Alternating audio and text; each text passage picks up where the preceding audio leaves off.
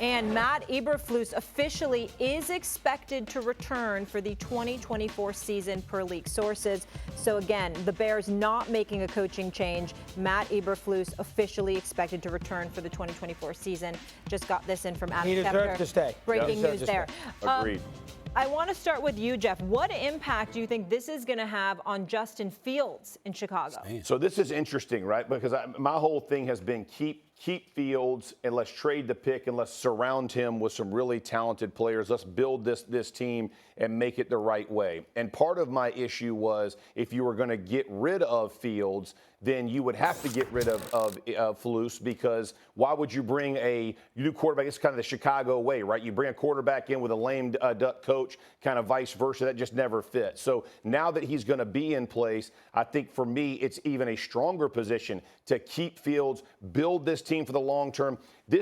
And listen, hear me in the right way, because I know people are going to, but this reminds me a lot of Detroit a couple years ago with Dan Campbell, right? Like they got the golf situation and they struggled, right? They didn't play well as first, I think, when they won 3 games. Then they won 7, right, or something like that. So they've kind of moved up, and then this year it's a choice.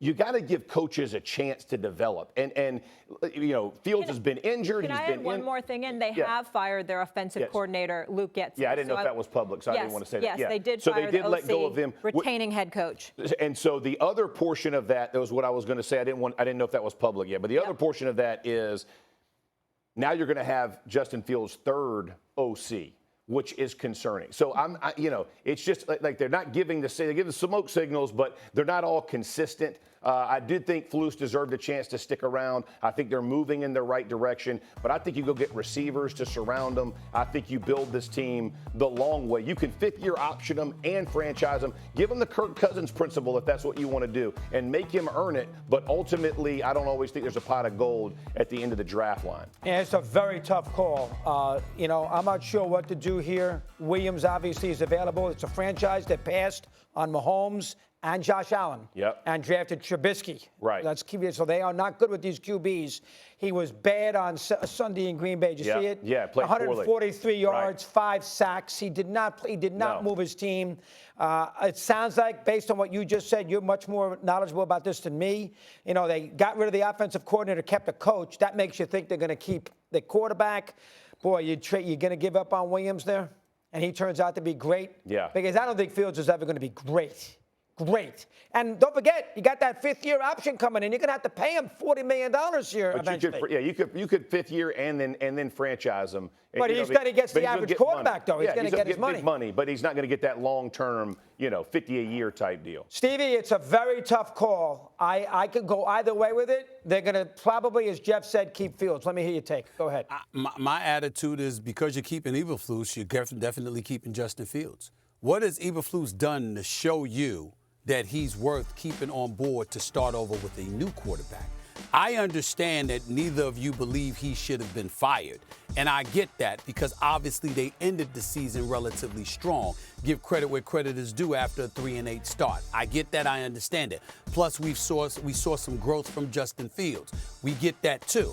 And we've heard he's incredibly liked. Eberflus is incredibly liked by the players in that locker room. They're very, very fond of him.